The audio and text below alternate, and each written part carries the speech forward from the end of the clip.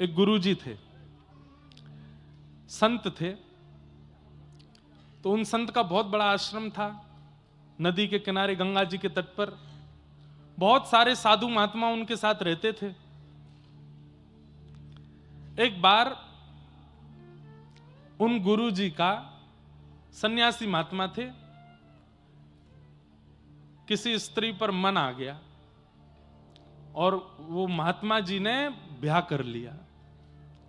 अब ब्याह करते ही महाराज जितने साधु महात्मा रहते थे मठ में, सब छोड़ छोड़ के जाने लगे। बोले ओहो अब तो सब बर्बाद हो गया ना, तो भजन करने के लिए आए थे हम तो घर बार छोड़ छाड़ के, हमारे गुरुजी ने ही ब्याह कर लिया। सब छोड़ छोड़ के चले गए गुरुजी को, एक चेला नहीं गया। यहां पर गुरुजी की क्रिया पे ध्यान मत दीजिएगा, चेले के विश्वास पे ध्यान दीजिएगा। उसने गुरुजी का त्याग नहीं, तो गुरुजी बोले भाई सब तो चले गए, तुम भी चले जाओ। नहीं गुरुजी, मेरा आपके प्रति दृढ़ विश्वास है, आप जो कर रहे हैं, जो किया होगा, मुझे पता है कि सब सोच समझ के किया होगा, मेरे मन में संशय नहीं, मैं आपकी सेवा करूंगा। और आपको जो प्रिय है हमारी गुरु मां, वो हमको और ज्यादा प्रिय, हम उनकी भी सेवा करेंगे। तो उस शिष्य ने गुरु का त्याग नहीं किया। वैकुंठ में बैठे हुए नारायण भगवान इतने प्रसन्न हो गए, लक्ष्मी जी से बोले देखो, गुरु निष्ठा इसको कहते हैं कि गुरु जी ने बेचारों ने कुछ भी किया हो, लेकिन शिष्य की निष्ठा देखो, गुरु के प्रति त्याग नहीं किया। लक्ष्मी जी बोली पर ऐसी ये भी तो गलत बात है ना, गुरु जी गलत कर रहे हैं। बोले तो भाई शिष्य का शिष्यत्व है, वो तो स्वीकार करेगा, लेकिन हम कृपा गुरु जी पे नहीं करेंगे, शिष्य को जरूर हम वैकुंठ लेकर के आएंगे अपने साथ।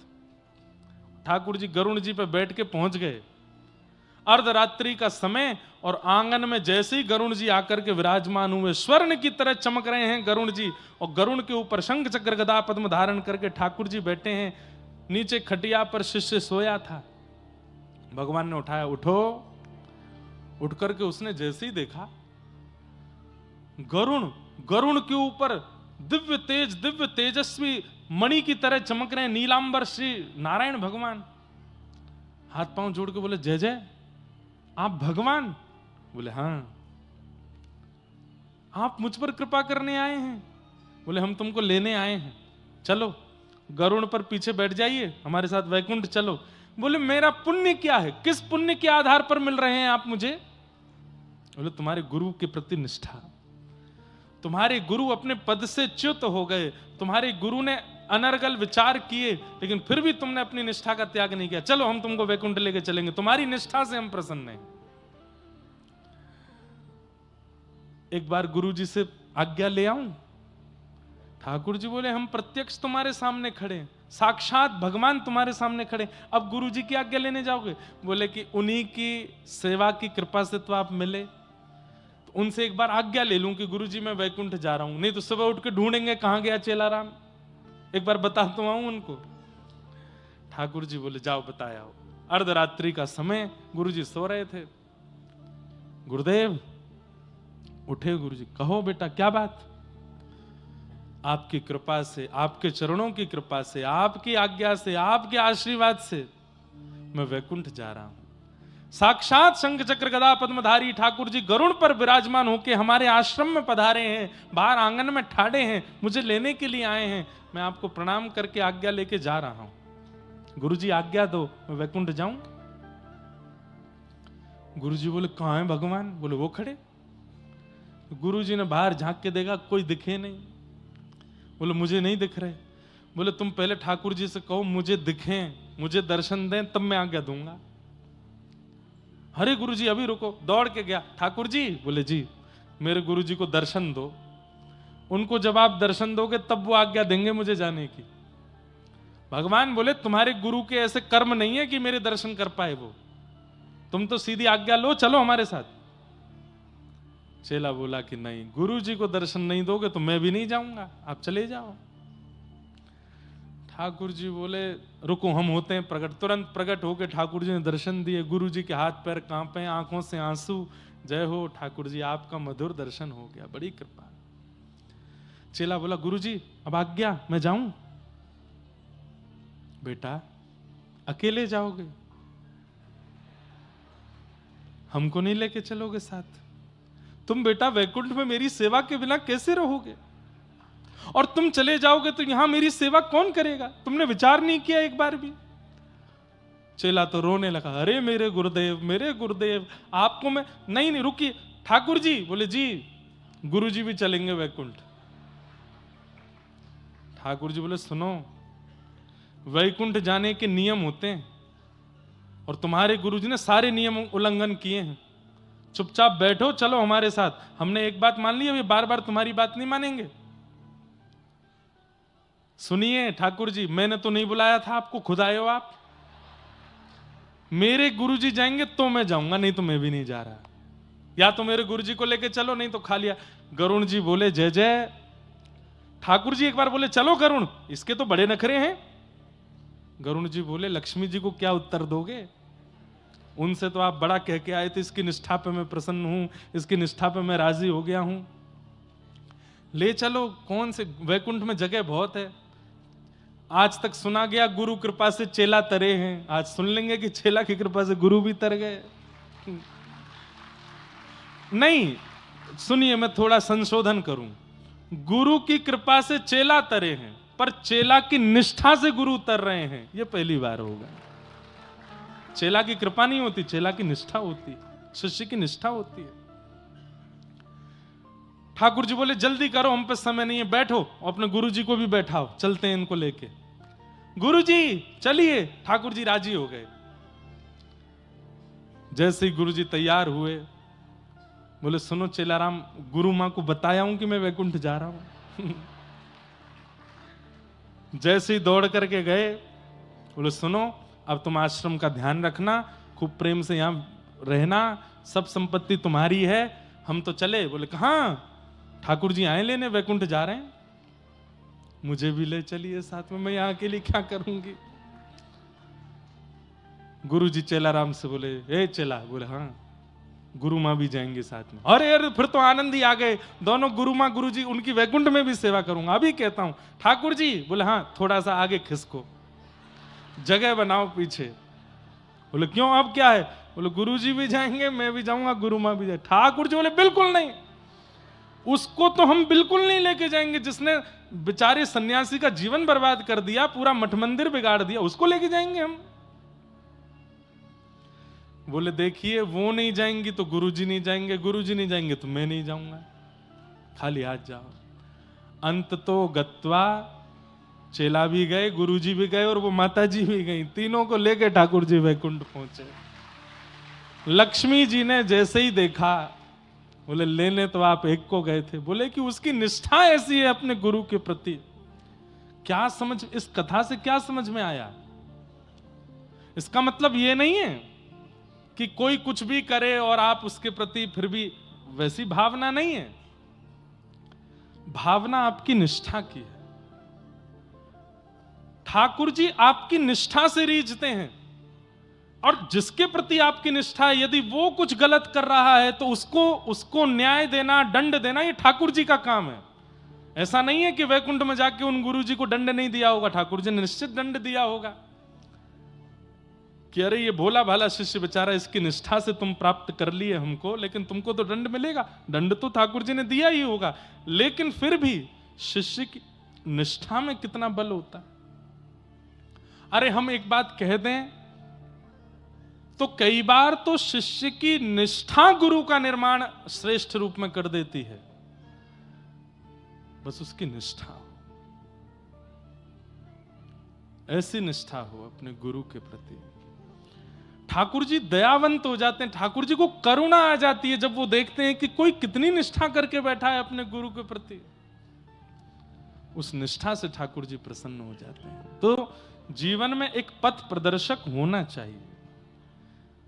आपकी दुनिया सुनती है, पर आपके ऊपर भी कोई एक ऐसा होना चाहिए जिसकी आप सुनते हो। अगर ऐसा नहीं है तो आपका पद नष्ट होने से, आपको नीचे गिरने से कोई नहीं रोक सकता। अपने ऊपर एक रखिए जिसकी आप सुनते हो, जिसकी आप मानते हो, जिसकी आज्ञा गुरुणाम अविचारणीयाम। गुरु की आज्ञा पर दूसरा विचार नहीं होना चाहिए। गुरु जी कह दें गौरी घाट चले जाओ जबलपुर, तो आप ये प्रश्न मत कीजिए कि करना क्या है वहां जाके। नहीं, गुरुजी ने कह दिया जाओ तो जाओ, वहां होगा क्या वो गुरुजी जाने। इतनी निष्ठा गुरु के प्रति होनी चाहिए।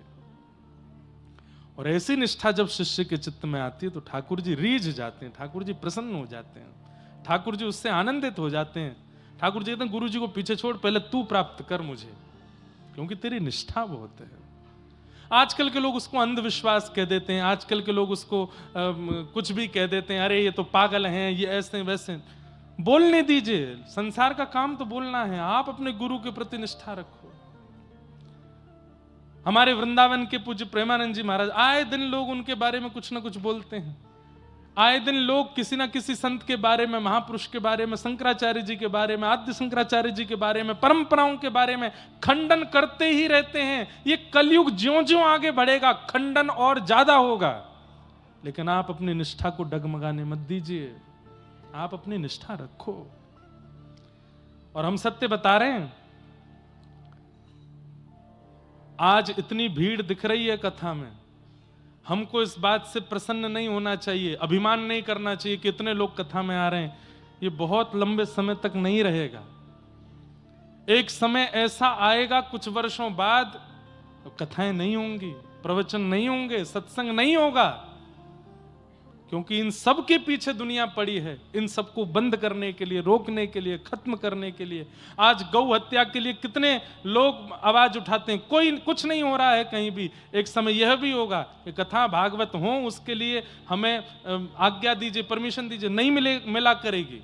ये होगा तभी तो कलयुग प्रचंड होगा, तभी तो कलयुग बलवान होगा। तो बहुत अच्छे समय में है हम लोग कि हम कथा सुन पा रहे हैं आज, क्योंकि कुछ वर्ष बाद नहीं मिलेगी। हमसे कई लोग, महाराज जी भी कभी कहते हैं, पिताजी भी कहते हैं, कई लोग, लाला ने का आराम करे कर, इतनी भाग दौड़ मत करे कर, लगातार कथा मत करे कर। हम कहते हैं पिताजी कुछ समय की बात है, उसके बाद तो होनी नहीं है कथा, तो इसलिए अभी जितनी हो जाए कर लेते हैं। अभी जितने लोगों के चित्त में भक्ति स्थापित हो जाए करवा देते हैं, क्योंकि कुछ समय बाद कलयुग आक्रमण कथाओं में ही करने वाला है, श्रोताओं के चित्त पे ही करने वाला। रोक लगा दी जाएंगी। भगवान ना करे कि वो समय हमें देखना पड़े, पर आएगा जरूर। इसलिए भैया अभी कृपा है ठाकुर जी की, इस कृपा का अनुभव करके खूब कथाएं सुन लो, खूब अपने जीवन का उद्धार कर लो, खूब गुरु आश्रय करके मंगल में गति को प्राप्त कर लो, क्योंकि कल में परलय होएगी। बहुरी करेगो कब, आज ही करो, भजन तो अभी कर लो। गुरु कृपा। और गुरु के प्रति निष्ठा कैसी होनी चाहिए, एक पंक्ति में गाता हूं। जहां ले चलोगे वहीं मैं चलूंगा, जहां ले चलोगे वहीं मैं चलूंगा। ओ जहां नाथ रख दोगे,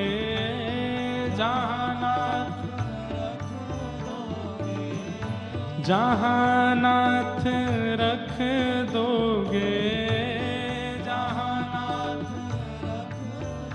हो वहीं मैं रहूंगा, जहां ले चलोगे वहीं मैं चलूंगा।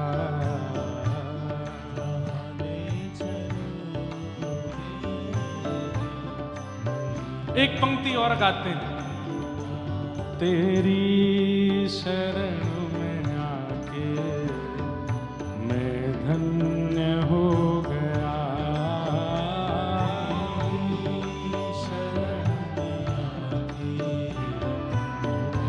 इतनी संख्या में बैठे हो, करताल बजा के गाइए, ऊंचे स्वर में बोल करके गाइए। तेरी शरण में आके मैं धन्य हो गया,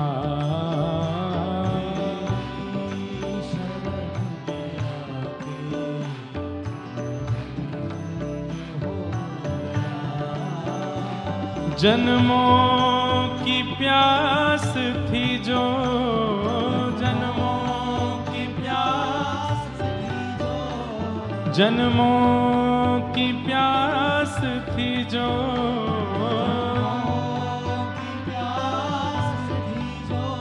संपन्न हो गया तेरी शरण में आके मैं धन्य हो गया।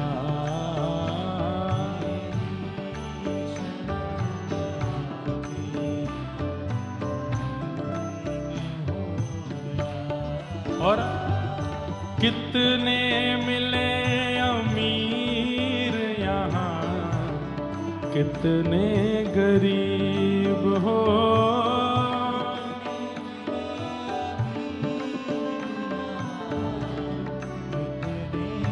भैया एक काम हम कर दें, कटनी वालों की गले की बलैया ले रहे हैं भाई। कितना मीठा गाते हो आप लोग। थोड़ा सा हल्का सा ऊंचा गाओगे तो और आनंद आएगा।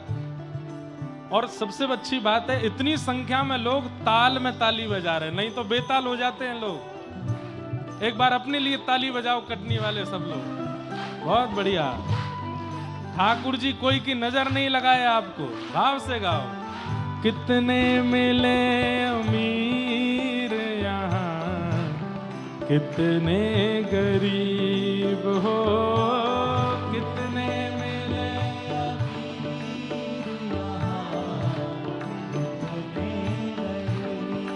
हो, कितने मिले अमीर यहाँ, कितने गरीब हो।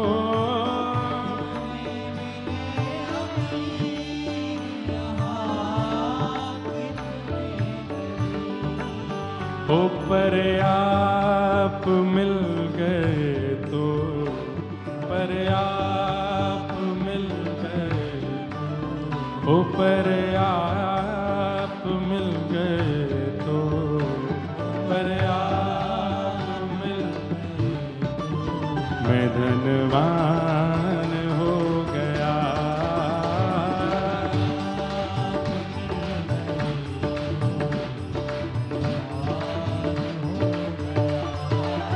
हो पर आप मिल गए तो धनवान हो गया।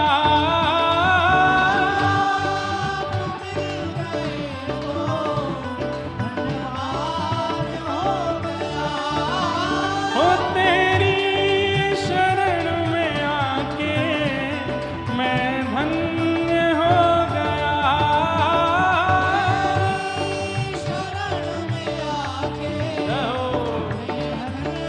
बोलो सद्गुरुदेव भगवान की।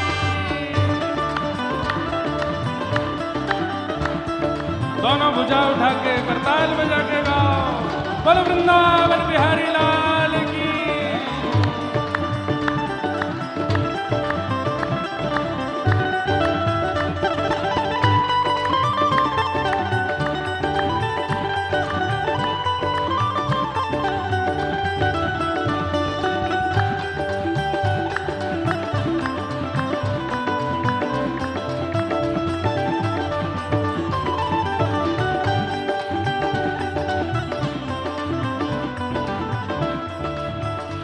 और गुरु से एक ही प्रार्थना होनी चाहिए, क्या? करना कभी ना दूर प्रभु, चरणों से आप हो। करना कभी ना दूर प्रभु, हाँ, करना कभी ना दूर प्रभु, चरणों से आप हो।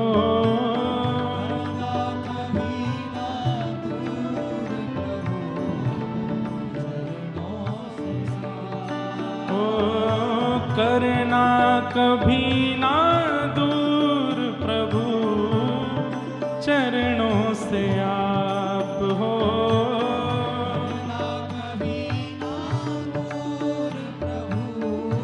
क्यों क्यों? हो चरणों के ही सहारे, चरणों के ही सहारे ओ चरणों के ही सहारे, चरणों के ही सहारे मैं भव पार हो गया। चरणों के ही सहारे ओ चरणों के ही सहारे भव पार हो गया।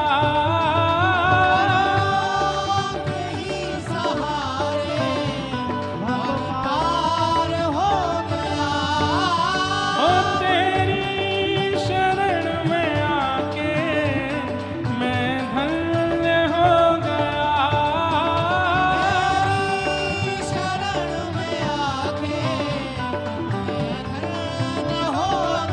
राधे राधे गोविंद गोविंद राधे राधे राधे गोविंद हे राधे राधे गोविंद गोविंद राधे राधे गोविंद आओ हरि गोविंद राधे गोपाल राधे राधे गोपाल राधे हरि गोविंद राधे गोपाल राधे राधे गोपाल राधे हरि गोविंद राधे गोपाल राधे राधे गोपाल राधे हरि गोविंद राधे गोपाल राधे भुजा उठा के गाओ भज राधे राधे गोविंद गोविंद राधे राधे राधे गोविंद गोविंद राधे हरि गोविंद राधे गोपाल राधे राधे गोपाल राधे हरि गोविंद राधे गोपाल राधे राधे गोपाल राधे हरि गोविंद राधे गोपाल राधे राधे गोपाल हरि गोविंद राधे गोपाल राधे राधे गोपाल हे भजो हाँ भजो भजो राधे राधे गोविंद गोविंद राधे भजो राधे राधे गोविंद गोविंद राधे हरि गोविंद राधे गोपाल राधे हरि गोविंद राधे गोपाल राधे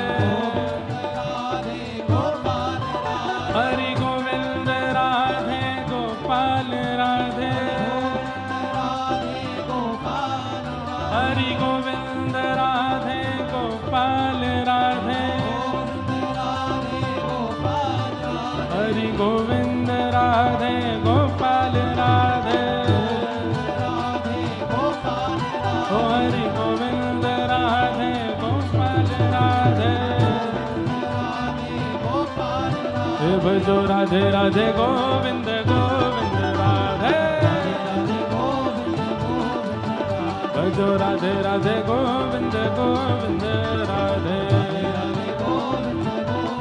हे भजो राधे राधे गोविंद गोविंद राधे जय जय श्री राम जय जय श्री राम जय जय श्री राम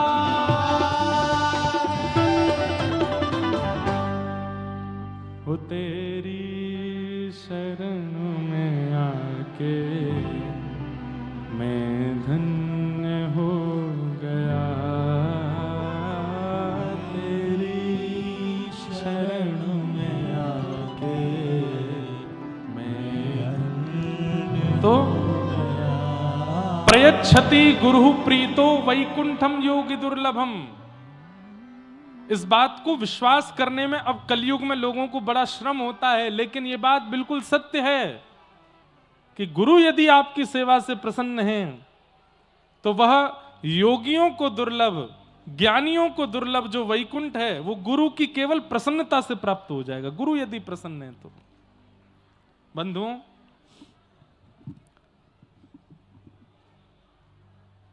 हमारे पूज्य महाराज जी जब लाला कहकर के हमको पुकारते हैं ना कि लाला तुम ठीक होना, लाला तुम प्रसन्न होना, लाला तुम स्वस्थ होना, बस हमें लगता है कि महाराज जी लाला कह देते हैं और हमारे बारे में थोड़ा सोच लेते हैं ना, इसी से ही ठाकुर जी प्रसन्न हो जाएंगे कि ये प्रसन्न है। वे प्रसन्न हो जाते हैं जब अपने शिष्य से, अपने दास से, तो हमें लगता है कि बस ठाकुर जी प्रसन्न हो गए। गुरु की प्रसन्नता, प्रयच्छति गुरु प्रीतो वैकुंठम योग दुर्लभम। गुरु प्रसन्न है तो ठाकुर जी प्रसन्न हो जाएंगे।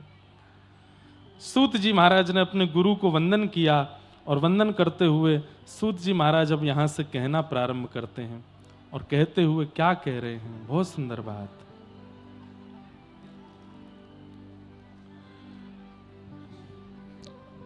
सवै पुंसां परो धर्मो यतो भक्ते यदोक्षजे अहैतुक्य प्रतिहताय आत्मा संप्रसीदति।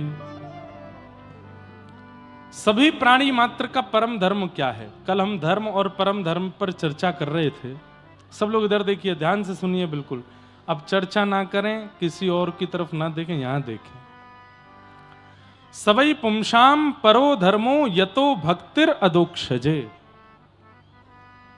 अदोक्षज भगवान की अहैतुकी भक्ति करना। अहैतुकी भक्ति को क्या कहते हैं? प्रेम लक्षणा भक्ति करना, न विच्छिन्न होने वाली भक्ति करना, यही समस्त प्राणी मात्र का परम धर्म है। शास्त्रों में ऐसा वर्णन है कि जब ठाकुर जी गैया चराते हैं, बहुत ध्यान से सुनिएगा, जब ठाकुर जी गैया चरा करके लौटते हैं वापस नंद भवन, तो उस समय पर रोड तो होते नहीं थे, पक्के सीमेंट के रोड या गोल तार के रोड तो नहीं थे, रेत ही होती थी।